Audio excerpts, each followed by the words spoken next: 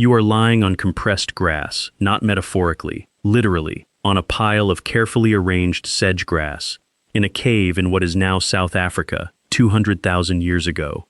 And you are asleep. This is the oldest physical evidence of a prepared sleeping surface ever found.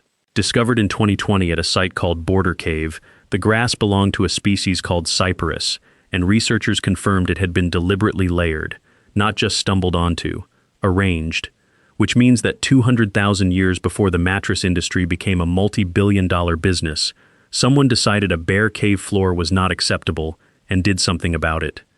That detail should stop you for a second, because it means the desire for comfortable sleep is not a modern luxury. It is one of the oldest human impulses we have physical proof of. We built tools, we made fire, we figured out language, and right alongside all of that, we were also engineering better places to lie down. Here is the question that almost nobody asks. What happened in the 200,000 years between that grass pile and the foam rectangle you are probably lying on right now? Because the answer involves things that will permanently change how you think about sleep, mattresses, and the strange little ritual you perform every single night of your life. The story starts in ancient Egypt, around 3000 BCE, and the first thing that will surprise you is this. The Egyptians did not use pillows, they used headrests. Let that image form. A curved piece of carved wood, stone, or ivory. It sat under the neck, not under the head. The curve supported the cervical spine while keeping the head elevated. Egyptians believed the head was the seat of the soul, and getting it off the ground was both spiritual protection and practical health management. Now here is the part that should genuinely unsettle you. Those ancient Egyptian headrests look almost identical to modern ergonomic neck pillows. The ones you buy at the airport, the curved foam thing you tuck under your neck on a 6-hour flight. The Egyptians had the same basic design, carved from stone, 5,000 years ago. We did not improve on that shape, we just made it softer. But the neck rests were not the most interesting part of how Egyptians slept. The wealthy slept on raised wooden bed frames, which served a critical practical function, elevation. Getting your body off the floor meant getting it away from the insects, scorpions, and rats that moved along ground level in the dark. The poor slept on palm boughs piled directly on the stone floor. Two Egyptians, same city, same night, completely different sensory experience of unconsciousness. That class divide in sleep quality is not ancient history. It runs like a thread through every civilization we are about to look at. Let us jump forward several centuries to Rome, because the Romans took sleep stratification to its logical extreme. Roman society had a very clear sleep hierarchy. At the bottom, slaves, sleeping directly on bare wooden boards or stone floors. No cushioning, no elevation. You were property, and property did not get comfort. In the middle, common citizens and soldiers, using rough cloth sacks stuffed with wool, hay, or dried reeds. Functional, not pleasant. And at the top, senators, generals, and the wealthy elite, sleeping on cloth sacks stuffed with feathers from geese or swans. Actual swan feathers. On your face. Keep that image in mind, because here is the linguistic rabbit hole buried inside it. The Latin word for a feather pillow was colcita. That word, from the Roman aristocracy's obsession with stuffed sleeping cushions, survived for over 1,000 years, and eventually gave us the modern English word quilt. Every time someone uses the word quilt, they are unknowingly using a word that traces directly back to Roman senators sleeping on swan feathers. Language carries history in ways people rarely notice.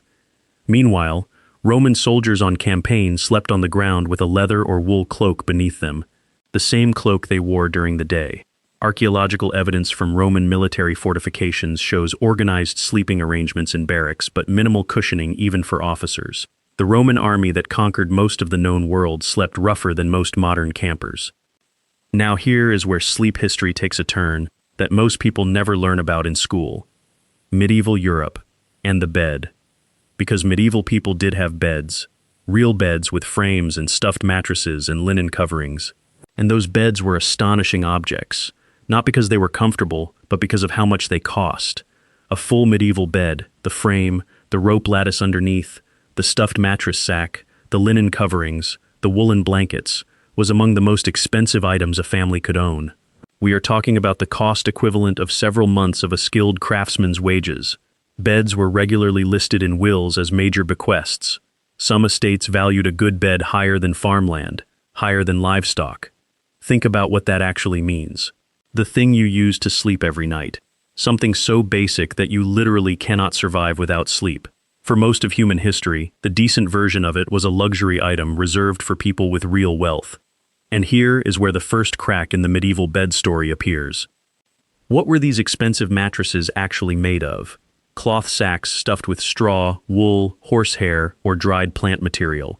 And here is the problem with stuffing a cloth bag with organic matter and then sleeping on it every night for months. The material compresses. It gets damp from body heat and sweat. And damp, warm, compressed organic matter is a perfect ecosystem for fleas, for lice, for bedbugs, for mice. The fancier your mattress, the more food it contained for the things living inside it. The phrase "sleep tight" carries a footnote here worth knowing. The rope lattice stretched across medieval bed frames to support the mattress sack needed regular tightening, because over time, the ropes would sag under weight. Sleeping on a fully sagged rope lattice meant sleeping in a hammock shape with your spine curved incorrectly all night.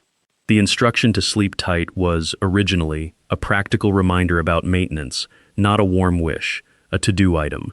So at roughly 38% of the way through this history, we have expensive beds full of insects, held up by ropes that needed constant maintenance.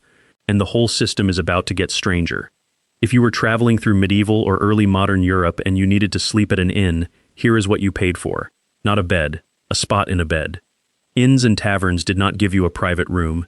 They gave you a sleeping location, which was usually a large bed already containing other guests. Historical records from the 16th and 17th centuries document travelers sharing beds with 2, 3, sometimes more strangers in a single night. People who had never met, would never meet again, packed into a bed together because that was simply how travel worked. And because humans are remarkably adaptable, there were documented etiquette rules for shared sleeping in public inns. Actual behavioral standards. Keep to your side. Do not bring weapons into the bed. Specific protocols existed because the situation was common enough to require them. This is the part where you should stop and ask yourself honestly, could you do that? Lie down next to a complete stranger in a public inn, follow the etiquette rules and go to sleep?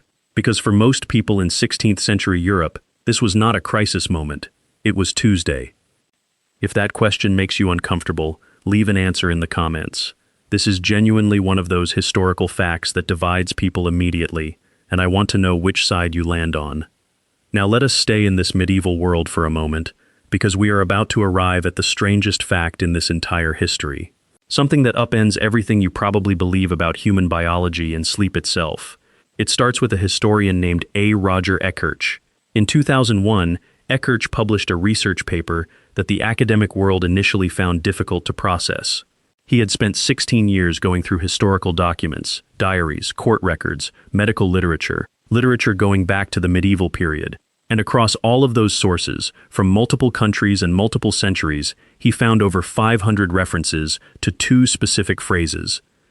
First sleep, second sleep. Those terms describe something that, once you hear it, you cannot unhear. People in medieval and early modern Europe did not sleep in one continuous block the way modern people do. They slept in 2 separate chunks.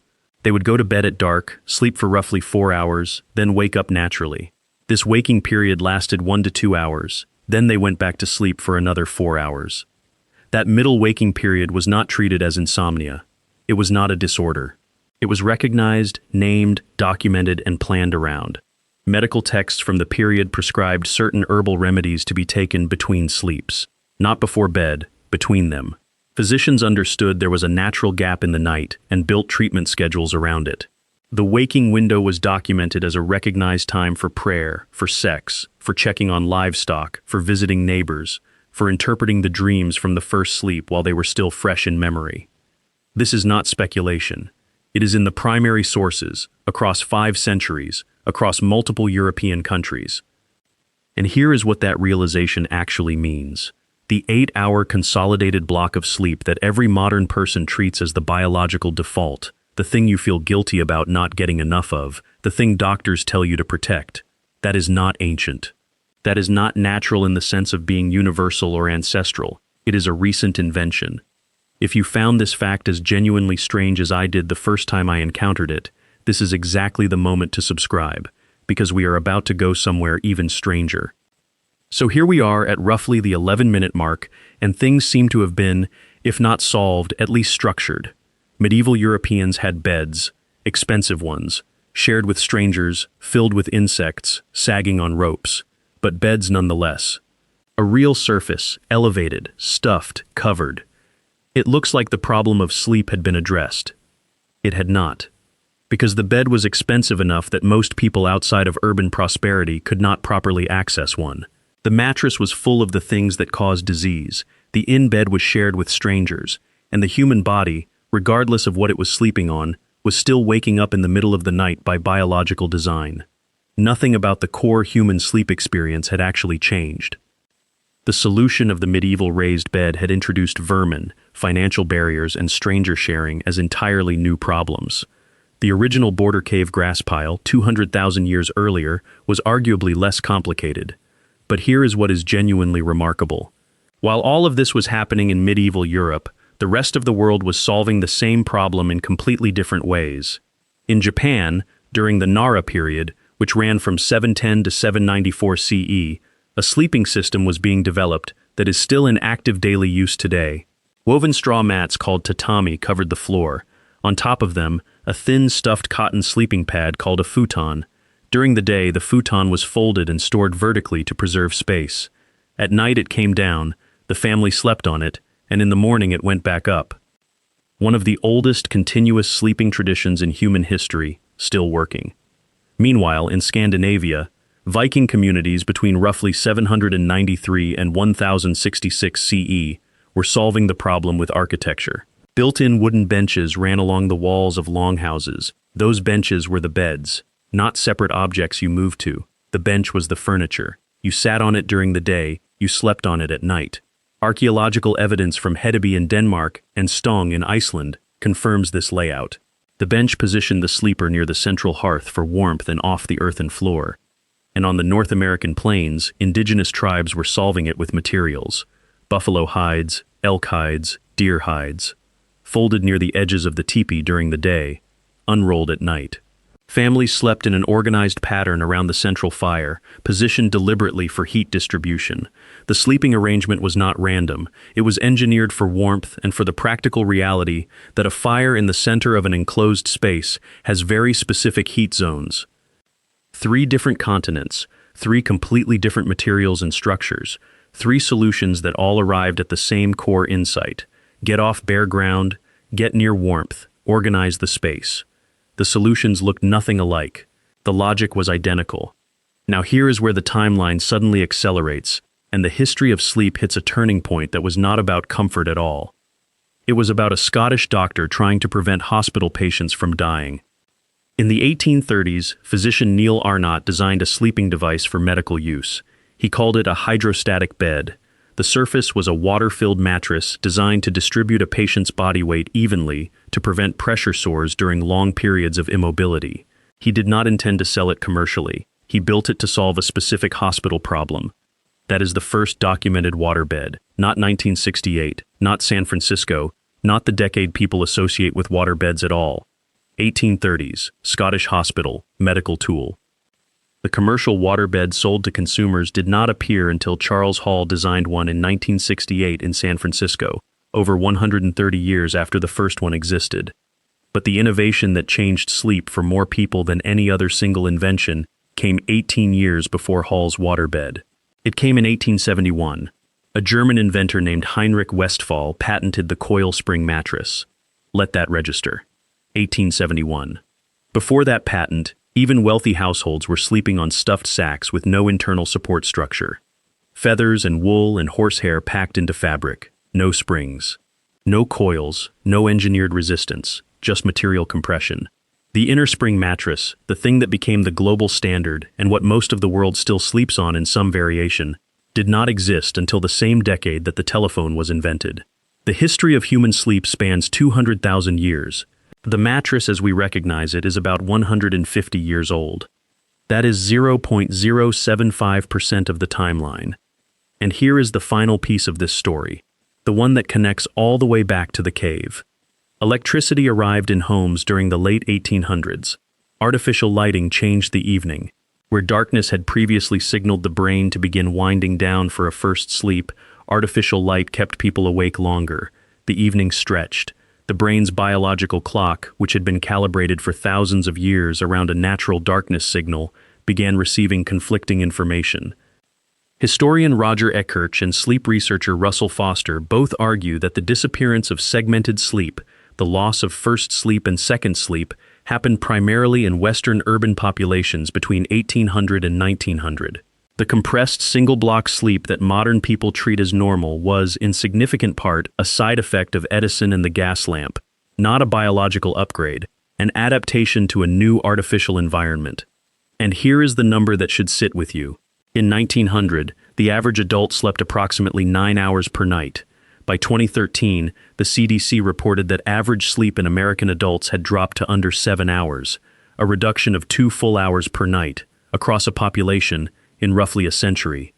Sleep deprivation is now classified as a public health concern. People treat it as a modern problem caused by phones and stress and busy lives, and those things are real factors. But the structural shift, the foundational change from multiple sleep periods to one compressed block, was already in motion before the smartphone existed, before television, before the alarm clock became ubiquitous. The industrial economy needed workers on a fixed schedule. The single-block sleep night synchronized with that schedule. The biological cost of that synchronization has been compounding for over 100 years. Now, here is the detail that will stay with you after this video ends. There is a specific kind of insomnia that sleep researchers have studied and that many people experience. You fall asleep normally. You wake up around 3 a.m. You are not tired. Your mind is alert. And then the anxiety begins because you know you should be sleeping and you are not, and the anxiety makes it worse, and you lie there in the dark wondering what is wrong with you. Nothing is wrong with you. What is happening is the body attempting to run an ancient two-part sleep cycle that electricity erased from the cultural schedule roughly 150 years ago. The waking period between first sleep and second sleep, the window that medieval physicians prescribed herbal remedies for, the gap that people used for prayer and for checking on livestock, and for lying quietly in the dark, that window was never eliminated from human biology. It was only eliminated from human schedules. The person lying awake at 3 a.m. staring at the ceiling, in a coil spring mattress invented in 1871, in a bedroom lit by technology that confused their brain's ancient calibration, is running the same biological program as a person lying on carefully layered cypress grass in a cave in South Africa 200,000 years ago. The grass is gone. The pattern is not. We redesigned the surface. We never fully redesigned the sleeper. If this landed differently than you expected, hit like and subscribe. It genuinely helps this channel reach more people. 2 videos are on screen right now. Click whichever one pulls you in.